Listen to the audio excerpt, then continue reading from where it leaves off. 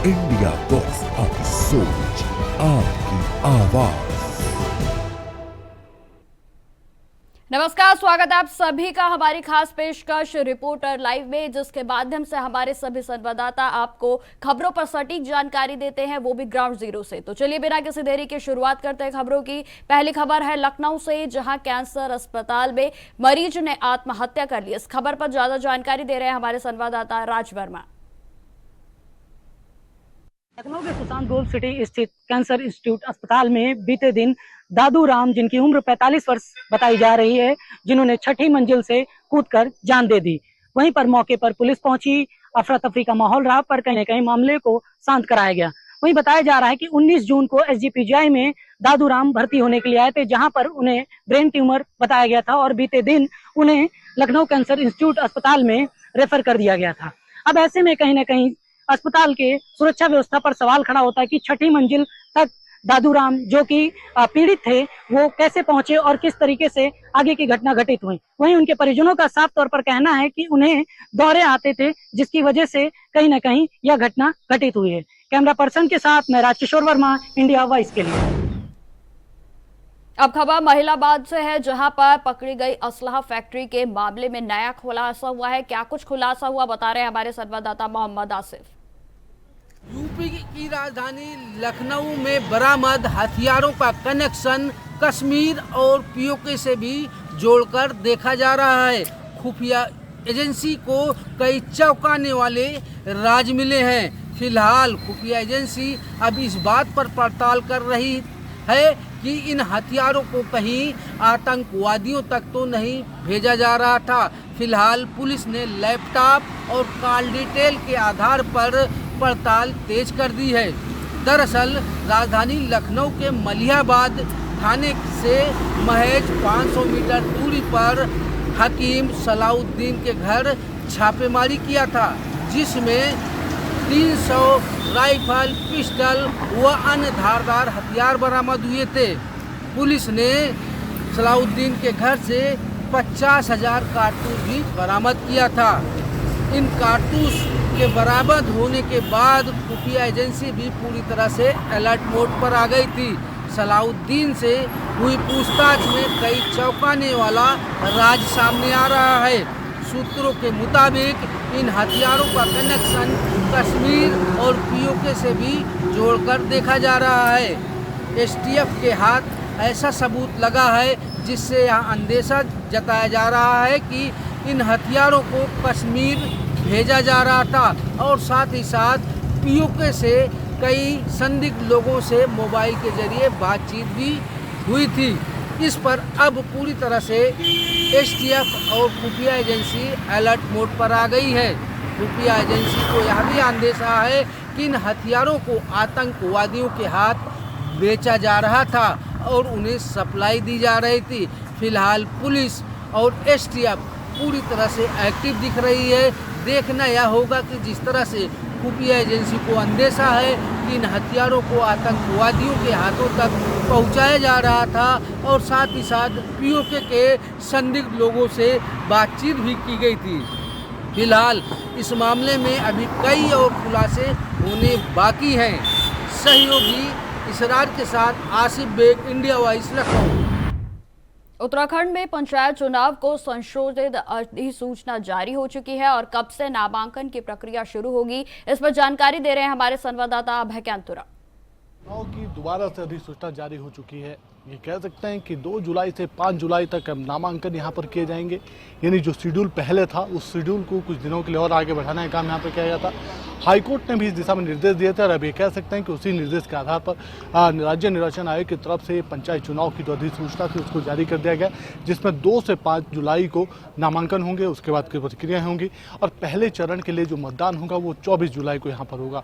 दूसरे चरण का मतदान 28 जुलाई को होगा और मतगणना 31 जुलाई को यहाँ पर होगी। तो ये कहा जा सकता है कि पूरी तैयारी यहाँ पर हो चुकी है। 47 लाख से ज़्यादा जो मतदाता हैं इस बार पंचायत चुनाव में मतदान का अपने मत का प्रयोग यहाँ पर करेंगे। जो छोटी सरकार है उन छोटी सरकारों को चुनने का काम उनकी तरफ से किया जाएगा और कोशिश की जाएगी कि ऐसे प्रत्याशी को यहाँ पर जिता सके जो गाँव के लिए समर्पित हो, क्षेत्र के लिए समर्पित हो और विकास करने वाला यहाँ पर हो सके, क्योंकि सरकार भी ऐसे ही लोगों को प्रमोट करती है। और जिस प्रकार से बीजेपी ने अपनी रणनीति बनाई है या कांग्रेस अपनी रणनीति बनाई है, तो उसके आधार पर कह सकते हैं कि जल्द ही उनकी तरफ से भी नामांकन से पहले ही उन सभी चीज़ों के नाम घोषित यहाँ पर प्रत्याशियों कर दिए जाएंगे जो उनके समर्थित प्रत्याशी होंगे। लेकिन फिलहाल ये कहा जा सकता है कि आचार संहिता यानी अधिसूचना जारी होते ही जो पंचायत चुनाव का जो रण था जो कुछ दिनों के लिए बीच में थम चुका था, अब फिर से शुरू होता हुआ नजर आ गया है। कैमरामैन सुनील साथ अभय केंतुरा, इंडिया वाइज। समाजवादी पार्टी के अध्यक्ष अखिलेश यादव ने कहा कि अगर गोरखपुर का सच सामने आया तो वहां विरासत का गलियारा नहीं बल्कि गिरफ्तारी का गलियारा बनाना पड़ेगा। आगे उन्होंने क्या कुछ कहा, इस पर जानकारी दे रहे हैं हमारे संवाददाता मोहम्मद आसिफ। सपा प्रमुख अखिलेश यादव एक बार फिर से प्रेस कॉन्फ्रेंस कर बीजेपी सरकार को निशाने पर लिया। गोरखपुर में विरासत गलियारों को लेकर भी अखिलेश यादव ने योगी सरकार पर निशाना साधा। कहा कि गोरखपुर में लूट तंत्र चल रहा है। वहीं सपा प्रमुख अखिलेश यादव ने यह भी कहा कि यह सरकार आरक्षण विरोधी है और साथ ही साथ गोरखपुर के डीएम एसपी पर कार्रवाई को लेकर भी सपा प्रमुख अखिलेश यादव ने बयान दिया। दरअसल सपा प्रमुख अखिलेश यादव ने आज एक प्रेस कॉन्फ्रेंस किया जिसमें सीएम सिटी यानी गोरखपुर में विरासत गलियारों को लेकर निशाना साधा। कहा कि कॉरिडोर के नाम पर लूट तंत्र चल रहा है, गरीबों की जमीन हथियाई जा रही है और साथ ही साथ जिस तरह से गोरखपुर में अन्याय और अत्याचार हो रहा है इस पर सरकार ने चुप्पी साध रखी है। सपा प्रमुख अखिलेश यादव ने कहा कि अगर व्यापारियों ने मुंह खोला तो गोरखपुर में भी हिरासत गलियारा खोलना पड़ सकता है। अखिलेश यादव ने यह भी कहा कि गोरखपुर के डीएम और एसपी पर अभी तक कार्रवाई नहीं हुई। उन्होंने साफ इशारा किया कि सरकार बनने पर ऐसे अधिकारियों से निपटा जाएगा। अखिलेश यादव ने यह भी कहा कि यह सरकार आरक्षण विरोधी है, आरक्षण के खिलाफ इनकी साजिश लगातार चलती रहती है। सपा प्रमुख अखिलेश यादव ने तंज भी कसा। कहा कि यूपी सीएम योगी आदित्यनाथ ने 9 साल पहले झांसी और गोरखपुर में मेट्रो बनाने का वायदा किया था जो अभी तक पूरा नहीं हुआ। अखिलेश यादव ने दावा भी किया कि प्रयागराज और गोरखपुर में बीजेपी सरकार को हार का मुंह देखना पड़ेगा। फिलहाल तमाम कई ऐसे मुद्दे रहे जिस पर सपा प्रमुख अखिलेश यादव ने बीजेपी सरकार और सीएम योगी आदित्यनाथ को निशाने पर लिया। फिलहाल जिस तरह से सपा प्रमुख अखिलेश यादव अब अपनी शतरंजी बिछाने में जुट गए हैं, कई फेरबदल कर रहे हैं और साथ ही साथ योगी सरकार पर निशाना भी साध रहे हैं। ऐसे में 27 के रण में क्या तस्वीर रहती है यह समय ही बताएगा। सहयोगी राज के साथ आसिफ बेग, इंडिया वाइज, लखनऊ। अब खबर सिमडेगा जिले से है जहां पर दुर्घटनाग्रस्त बुजुर्ग महिला को खाट पर ढोकर अस्पताल ले जाते दिखे। इस खबर पर विस्तार से जानकारी दे रहे हैं हमारे संवाददाता शंभू कुमार सिंह। खाट पर सिस्टम ये कोई नई कहावत नहीं है, बल्कि लंबे समय से जिले में इस तरह की तस्वीर रह रहकर जिले वासियों को झकझोर देती है। अभी हाल ही में पाकटाड़ प्रखंड के चुंदियारी गांव में एक बुजुर्ग महिला दुर्घटनाग्रस्त हो गई थी, जिन्हें खाट पर लाद कर ही मुख्य सड़क तक चुंदियारी गांव से लाया गया। तत्पश्चात भाजपा नेता श्रद्धानंद बेसरा के प्रयास से एम्बुलेंस की व्यवस्था की गई। हालांकि वो एम्बुलेंस भी पेशेंट को लेने के बाद पंक्चर निकली, जिससे यह रहकर यह तस्वीर जिले वासियों को झकझोरता है कि 21वीं सदी में चांद और सूरज के पास पहुंचने के बावजूद यह जिला जो कभी नक्सल प्रभावित था तो उस समय इस जिले के विशेष जिला के तौर पर रखा गया था और इसके विकास के लिए बहुत से योजनाएं वो फंड आई थी, किंतु उसके बावजूद भी अपेक्षित विकास आज तक जिले का ना होना यह रह रहकर लोगों को सालता है। इंडिया वॉइस के लिए शंभू कुमार सिंह, सिमडेगा। अब खबर बदायूं से है, जहां दो अलग अलग थाना क्षेत्र में बदमाश और पुलिस के बीच मुठभेड़ हुई। क्या कुछ कार्रवाई की गई है, बता रहे हैं हमारे संवाददाता विजय। ने दो अलग अलग थानों में मुठभेड़ में दो आरोपियों को गिरफ्तार किया है। दोनों के पैरों में गोली लगी है। वहीं पहला मामला उसहित थाना क्षेत्र का है, जहां चेकिंग के दौरान देर रात पुलिस और बदमाश के बीच मुठभेड़ हो गई। वहीं बताया जा रहा है कि बदमाश के पैर में गोली लगी है, जिसे घायल अवस्था में जिला अस्पताल भर्ती कराया गया है। हालांकि आरोपी पर 13 पूर्व में मुकदमा लूट, अपहरण और हत्या जैसे मुकदमा दर्ज हैं। वहीं दूसरा मामला अलापुर थाना क्षेत्र का है, जहां एक आरोपी के पास से दो चोरी की मोटरसाइकिल और 10,000 रुपया बरामद हुआ है। वहीं आरोपी ने एक सिपाही की राइफल छीनने के बाद भागने की कोशिश की थी, जिसमें पुलिस ने फायर किया और आरोपी घायल हो गया, जिसे जिला अस्पताल भर्ती कराया गया है, जिसमें से एक सिपाही भी मुठभेड़ में घायल हुआ है। हालांकि तीनों का इलाज जिला अस्पताल में चल रहा है। इंडिया वॉइस के लिए बदायूं से विजय राठौर। अब खबर बोकारो से है, जहां पर जमीन विवाद में मारपीट में एक बुजुर्ग घायल हो गया। क्या कुछ है मामला, बता रहे हैं हमारे संवाददाता मनोज। बोकारो में भू माफियाओं का जारी है कि एक बुजुर्ग को मारपीट कर लहूलुहान कर दिया। ये पूरे बोकारो जिला में खास करके भू माफियाओं का एक प्रकार से दबदबा बना हुआ है। ये चास थाना क्षेत्र का मामला है, जहां एक बुजुर्ग के साथ भू माफियाओं के द्वारा मारपीट किया गया।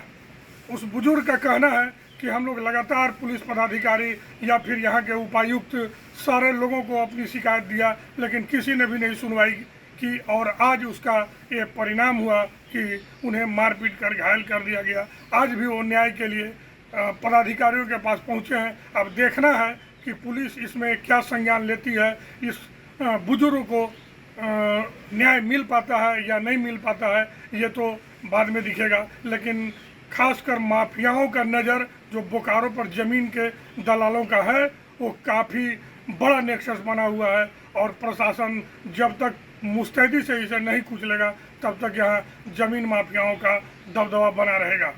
बोकारो से वॉइस इंडिया के लिए मनोज शर्मा। खबर बुलंदशहर से है, जहां मासूम के साथ 45 वर्षीय व्यक्ति ने छेड़छाड़ की है। क्या है पूरा मामला, बता रहे हैं हमारे संवाददाता वरुण शर्मा।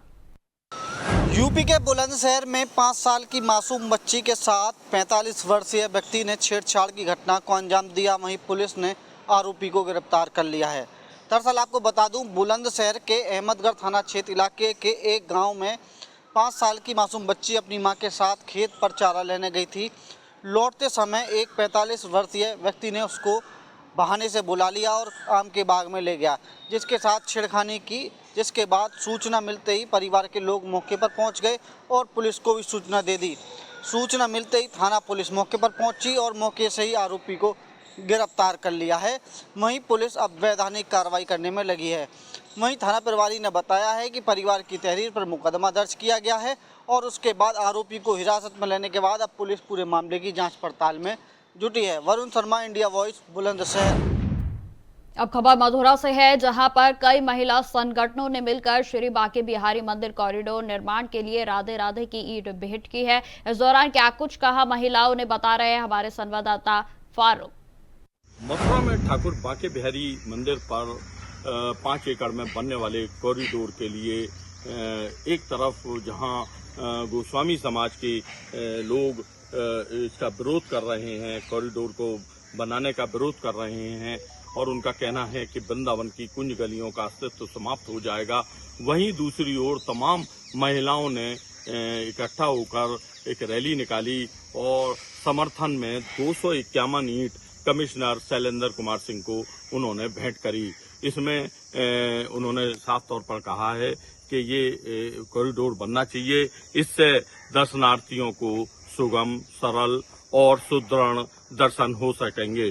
जिस तरीके से ठाकुर बांके बिहारी जी मंदिर पर भीड़ का दबाव रहता है, उसको लेकर उत्तर प्रदेश सरकार कॉरिडोर का निर्माण कराने जा रही है। वहीं सुप्रीम कोर्ट के आदेश पर 15 मई को जो आदेश हुए थे, उसमें साफ तौर पर कहा था कि भीड़ के दबाव को देखते हुए और भक्तों के, दर्शनार्थियों के सुविधा को देखते हुए कॉरिडोर का निर्माण जो है कराया जाए। इसको लेकर तमाम जिले के अधिकारी और कमिश्नर, डीआईजी, सारे लोग, डीएम, एसएसपी सब मिलकर इस पर निर्माण पर सबसे मीटिंग कर रहे हैं और तमाम अब संगठन जो है कॉरिडोर बनाने के समर्थन में आ गए हैं। उसी को लेकर कल महिला शक्ति ने जो विभिन्न संगठनों की हैं उन्होंने 251 ईंट जिन पर राधे राधे लिखा था वो जिला प्रशासन को भेंट की हैं। इंडिया वॉइस के लिए मैं मोहम्मद फारूक, मथुरा। अब खबर मिर्जापुर से है, जहां भगवान जगन्नाथ की रथ यात्रा में जन सैलाब उमड़ा हुआ है और इस दौरान क्या कुछ खास रहा बता रहे हैं हमारे संवाददाता रमेश। हर साल की भांति इस साल भी जो है कि जबरदस्त मिर्जापुर नगर में जगन्नाथ यात्रा निकाली जा रही है। जैसा कि आप मेरे पीछे देख सकते हैं कि कितनी भीड़ आ रही है। अभी अभी त्रिमोहानी चौराहे पर से जगन्नाथ यात्रा की निकाली गई है। बता दें कि यहाँ इस जगन्नाथ यात्रा में छोटे मुन्ने बच्चे, महिलाएं, बुजुर्ग सभी लोग इकट्ठा होकर और उस रथ को जो है कि खींचते हुए ले जाते हैं, जिसपे भगवान जगन्नाथ जो कि खुद उसमें विराजमान होते हैं। ये बता दें सदियों से ये प्रथा चली आ रही है, लेकिन अब धीरे धीरे पूरे प्रदेश में आज के ही दिन भगवान जगन्नाथ यात्रा को निकाली जाती है और उनकी आरती पूजन की जाती है। बता दें कमेटी की तरफ से कई महीनों से इसकी तैयारियां चल रही थी। तैयारियों के बाद आज भगवान जगन्नाथ की यात्रा पूरी कमेटी के साथ और पूरी प्रशासन व्यवस्थाओं के साथ जो है कि निकाली गई। नगर में कई जगह घूमते टहलते हुए फिर यहीं पर आकर फिर समाप्त हो जाएगी। बता दें कि प्रशासन की व्यवस्था जो है कि 3 दिन पहले से ही जबरदस्त और जोरों से शोरों से तैयारी चल रही थी, जो कि आज साफ सफाई को लेकर और नगर में डाइवर्ट रूट वर्धन को लेकर पुख्ता इंतजाम किए गए हैं। हम बता दें कि आज जगन्नाथ यात्रा निकाली गई, इसके बाद फिर अगले साल इसी तरह से हर साल की बात ही जगह जगह पे जो है कि कुछ सेवन का व्यवस्था की गई, जैसे कि जोश वगैरह और कुछ जगह ढोल ताशे नगाड़े के साथ में लोग जो है कि निकल रहे हैं जगन्नाथ भगवान की यात्रा में। Kamlesh Kumar, India voice, Mirzapur. अब खबर सीतापुर से है, जहां फर्जी आर्मी कर्नल बनकर युवतियों को नौकरी दिलाने के नाम पर ठगी करने वाले आरोपी को गिरफ्तार कर लिया गया है। इस खबर पर अधिक जानकारी दे रहे हैं हमारे संवाददाता नंद किशोर नाग। एसटीएफ और नगर कोतवाली पुलिस की संयुक्त टीम ने नगर कोतवाली क्षेत्र में छापेमारी करते हुए एक फर्जी कर्नल को गिरफ्तार किया है। बताया जा रहा है कि ये फर्जी कर्नल बेरोजगार युवक युवतियों से नौकरी लगाने के नाम पर लाखों ठगी करता था, जिसकी शिकायत लखनऊ की 2 युवतियों ने सीतापुर नगर कोतवाली में लिखित रूप से की थी और बताया था कि हमें नर्सिंग के असिस्टेंट पद पर नियुक्ति पत्र जारी कर 4-4 लाख रुपए वसूल लिए हैं। ना नौकरी मिली है और ना ही हमें पैसे वापस कर रहा है, जिसको लेकर के एसटीएफ और नगर कोतवाली पुलिस ने ताबड़तोड़ कार्रवाई करते हुए फर्जी सेना के कर्नल को गिरफ्तार किया है। अब देखने वाली बात होगी कि ऐसे बेरोजगार और युवक युवतियां तो नहीं हैं जो इस फर्जी कर्नल के चंगुल में फंस गए हैं और ठगी का शिकार हो गए हैं। हालांकि पुलिस ने इसे गिरफ्तार कर जेल भेज दिया है। बताया ये भी जा रहा है कि ये युवक 2019 से 2022 तक सेना में संविदा के पद पर कार्यरत था, जिसके बाद ये निष्कासित कर दिया गया था और वर्दी और सेना के स्टार अपने पास रख करके सेना का बड़ा अधिकारी बता करके बेरोजगार युवक युवतियों से लगातार नौकरी दिलाने के नाम पर लाखों की ठगी करता था। शिकायत आने के बाद इस युवक को गिरफ्तार किया गया है और जेल भेज दिया गया है। अब देखने वाली बात होगी कि इस मामले को कहां तक पुलिस जांच पड़ताल कर ओपन कर पाती है और इसे किन धाराओं में जेल भेज पाती है। सीतापुर से इंडिया वॉइस के लिए अब खबर जौनपुर से है, जहां पर वंदे भारत एक्सप्रेस ट्रेन पर पत्थरबाजी करने वाले युवक को गिरफ्तार कर लिया गया है। इस खबर पर विस्तार से जानकारी दे रहे हैं हमारे संवाददाता विवेक। जौनपुर में वंदे भारत एक्सप्रेस ट्रेन पर पत्थरबाजी करने के मामले में शाहगंज रेलवे पुलिस ने एक व्यक्ति को गिरफ्तार कर जेल भेज दिया है। बताया जाता है कि शाहगंज रेलवे पुलिस ने आरोपी युवक को गिरफ्तार किया है और पुलिस के जांच में पता चला कि जौनपुर के शाहगंज जंक्शन के थोड़ी ही दूर आगे बेलवाई रेलवे स्टेशन के समीप एक व्यक्ति द्वारा वंदे भारत ट्रेन पर पथराव किया जा रहा था। वही पत्थरबाजी करने की सूचना पर शाहगंज रेलवे पुलिस मौके पहुंची। लोकल पायलट द्वारा पुलिस को सूचना दिया गया और वही पुलिस ने आरोपी को गिरफ्तार कर जेल भेज दिया है। वही रेलवे पुलिस आरोपी को संबंधित धारा में मामला दर्ज कर चालान न्यायालय भेज दिया। पूरा मामला शाहगंज रेलवे जंक्शन का बताया जा रहा है। जौनपुर से विवेक कुमार, इंडिया वॉइस। अब खबर प्रयागराज से है, जहां सूबे में कम छात्र संख्या वाले परिषदीय विद्यालयों में मर्जर मामला जो है आम आदमी पार्टी की ओर से योगी सरकार के खिलाफ लगातार विरोध प्रदर्शन करने का ऐलान किया गया है। इस पर ज्यादा जानकारी दे रहे हैं हमारे संवाददाता शोएब।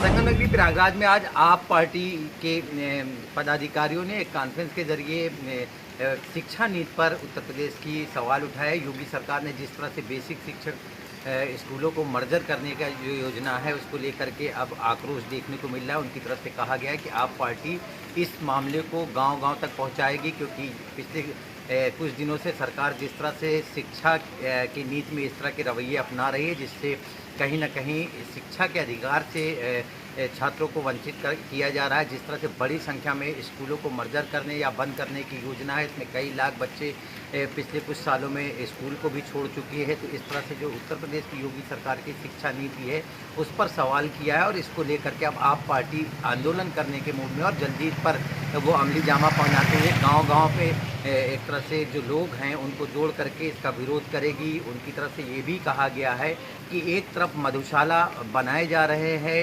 उनको लाइसेंस दिए जा रहे हैं, वही दूसरी तरफ जो शिक्षा मौलिक अधिकार है स्कूलों को या तो मर्जर किया जा रहा है या बंद किया जा रहा है। ये कहीं ना कहीं छात्रों के भविष्य के साथ खिलवाड़ है, जिसको आप पार्टी बिल्कुल बर्दाश्त नहीं करेगी और योगी सरकार की इस नीति और इस योजना के खिलाफ वो आंदोलन करेगी और जन आक्रोश बना करके इसके खिलाफ अपना आंदोलन को आगे बढ़ाएगी। Shoaib India wise Prayagraj.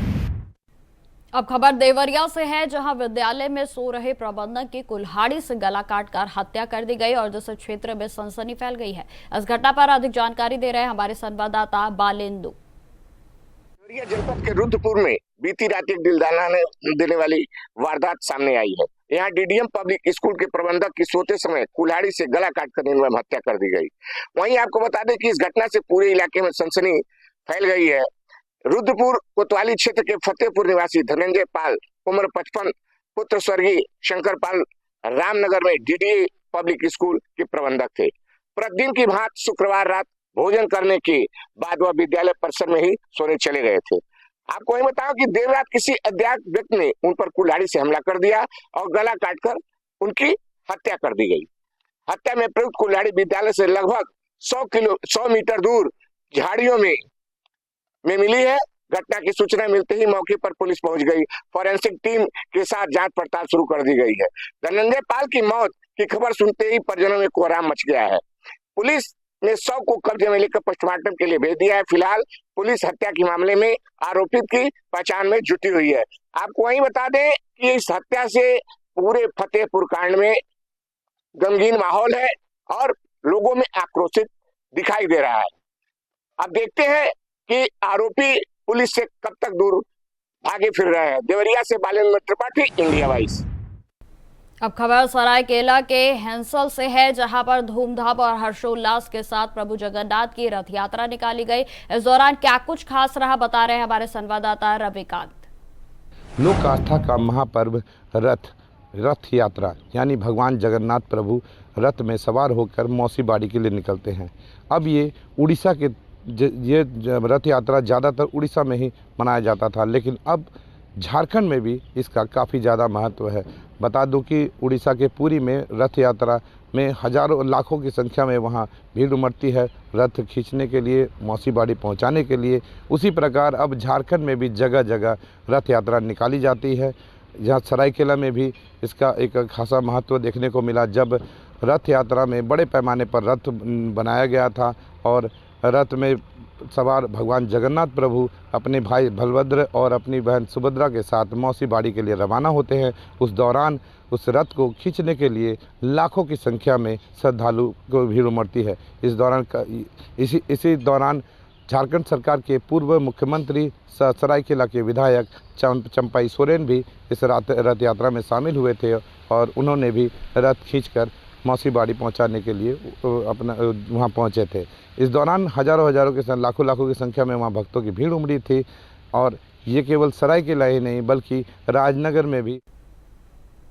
अब खबर देवरिया से है, जहां पर एंटी करप्शन टीम ने एक बड़ी कार्रवाई करते हुए माऊंढी थाने में दरोगा और सिपाही को घूस लेते हुए रंगे हाथों पकड़ा है। क्या है पूरा मामला, बता रहे हैं हमारे संवाददाता Balendu Mani Tripathi. Anti corruption team ने एक बड़ी कार्रवाई करते हुए महुआडीह थाने में दरोगा अभयनाथ और सिपाही शक्ति सिंह को घूस लेते रंगे हाथ पकड़ा है। दोनों आरोपियों को 15,000 रुपए की रिश्वत लेते हुए गिरफ्तार किया गया है। एंटी करप्शन की टीम की इस कार्रवाई से पुलिस महकमे में हड़कंप मच गया है। वहीं आपको बता दें कि बताया जा रहा है कि दरोगा और सिपाही किसी मामले में समझौता कराने के नाम पर रिश्वत मांग रहे थे। पीड़ित ने इसकी शिकायत एंटी करप्शन टीम से की थी, जिसके बाद टीम ने जाल बिछाकर दोनों आरोपियों के रंगे हाथ पकड़ लिया। एंटी करप्शन टीम की इस कार्रवाई से भ्रष्टाचार के खिलाफ लड़ाई में एक बड़ी सफलता मिली है। इन दोनों आरोपियों के खिलाफ आगे की कार्रवाई की जा रही है। इस मामले में और भी बड़े खुलासे हो सकते हैं। आपको बता दें कि ये प्रक्रिया आए दिन जो पुलिस महकमा में घूस देने वाला और ऐसी वारदातें अनेकों बार होती रह रही है। अब देखना है इस पे पुलिस प्रशासन, पुलिस अधीक्षक महोदय कहां से कहां तक इस पे जांच कराते हैं, देखने वाली बात है। देवरिया से बालून त्रिपाठी, इंडिया वाइज। अब खबर इटावा से है, जहां पर बकेवर में दादरपुरा मामला थमने का नाम नहीं ले रहा है। क्या है पूरा मामला, बता रहे हैं हमारे संवाददाता वंदना यादव। बकेवर के दादरपुर का मामला थमता हुआ नजर नहीं आ रहा है। जहां एक तरफ इटावा पुलिस प्रशासन शांति व्यवस्था की अपील कर रहा है और शांति बनाए रखने की अपील कर रहा है, तो वहीं दूसरी ओर आए दिन रोज सोशल मीडिया पर इस तरीके के वीडियो वायरल हो रहे हैं जिससे सामाजिक शांति भंग हो रही है। आपको बता दें कि 26 तारीख को बकेवर में उपद्रव हुआ था, जिसमें पुलिस प्रशासन ने 19 लोगों को गिरफ्तार कर जेल भी भेजा था। लेकिन वहीं दूसरी तरफ आज एक बार फिर एक वीडियो सोशल मीडिया पर वायरल हुआ, जिसमें जो कथा आयोजक हैं रेणु तिवारी, उनको देखा जा सकता है कि वह पूरे समस्त यादव समाज को अभद्र बोल रही हैं और अभद्र भाषा का प्रयोग कर रही हैं, जिसको लेकर आज एक बार पुनः समाजवादी पार्टी के समस्त नेता नाराजगी व्यक्त करते हुए एसएसपी इटावा ब्रजेश कुमार श्रीवास्तव से मिले और उनसे नाराजगी जताई और कहा कि इस तरीके के जो वीडियो सोशल मीडिया पर वायरल हो रहे हैं, रेणु तिवारी जो कथा आयोजक हैं वो आए दिन अभद्र भाषा का प्रयोग कर रही हैं, इन पर कार्रवाई की जाए। आपको बता दें कि जो वीडियो सोशल मीडिया पर वायरल हुआ है उसमें समस्त यादव समाज को लेकर अभद्र टिप्पणी की जा रही है, जिससे यादव समाज के लोगों में काफी गुस्सा नजर आ रहा है। आपको बता अब खबर आगरा से है, जहां पर अवैध निर्माण के एडीए अभियंता कार्रवाई से बचा रहे हैं और इस खबर पर विस्तार से जानकारी दे रहे हैं हमारे संवाददाता जिशान। आगरा के नायकी मंडी क्षेत्र में गालिब मैंसन नाम से एक विशाल इमारत नियम के विरुद्ध अवैध तरीके से तान दी गई। इसकी शिकायतें शिकायतकर्ता के द्वारा आगरा विकास प्राधिकरण को कई बार की जा चुकी हैं और शिकायतकर्ता के अनुसार इसमें सीलिंग और ध्वस्तीकरण की कार्रवाई के आदेश भी हो चुके हैं। लेकिन निचले अधिकारियों की अगर बात करें तो कहीं ना कहीं मिलीभगत के आरोप शिकायतकर्ता ने लगाए हैं और शिकायतकर्ता ने आज आगरा विकास प्राधिकरण में की सचिव को एक शिकायत की है और उसने साफ तौर से कहा है कि इसमें ध्वस्तीकरण और सीलिंग की कार्रवाई के आदेश होने के बावजूद भी उस पर कोई कार्रवाई नहीं हुई है। तो कह सकते हैं कि लगातार इस तरीके के आगरा विकास प्राधिकरण के अधिकारियों पर भ्रष्टाचार के आरोप लगते रहते हैं और एक बार फिर शिकायतकर्ता ने अधिकारियों पर भ्रष्टाचार के आरोप लगाए हैं। वहीं शिकायतकर्ता का साफ तौर से कहना है अगर इस पर कोई कार्रवाई नहीं की जाती है तो वह मंडलायुक्त और उत्तर प्रदेश सरकार के मुख्यमंत्री योगी आदित्यनाथ से इसकी शिकायत करेंगे। वहीं इस पूरे मामले की जो आगरा विकास प्राधिकरण की बीसी हैं उनका साफ तौर से कहना है कि मामला संज्ञान में आया है, नियम अनुसार उचित कार्रवाई की जाएगी। अब देखने वाली बात होगी कि उस विशाल बिल्डिंग पर कब तक कार्रवाई होती है। अपने सहयोगी उमर के साथ जीशान अहमद, इंडिया वॉइस आगरा। तो फिलहाल रिपोर्टर लाइव में इतना ही। खबरों की और भी जानकारी के लिए बने रहे हमारे साथ। नमस्कार।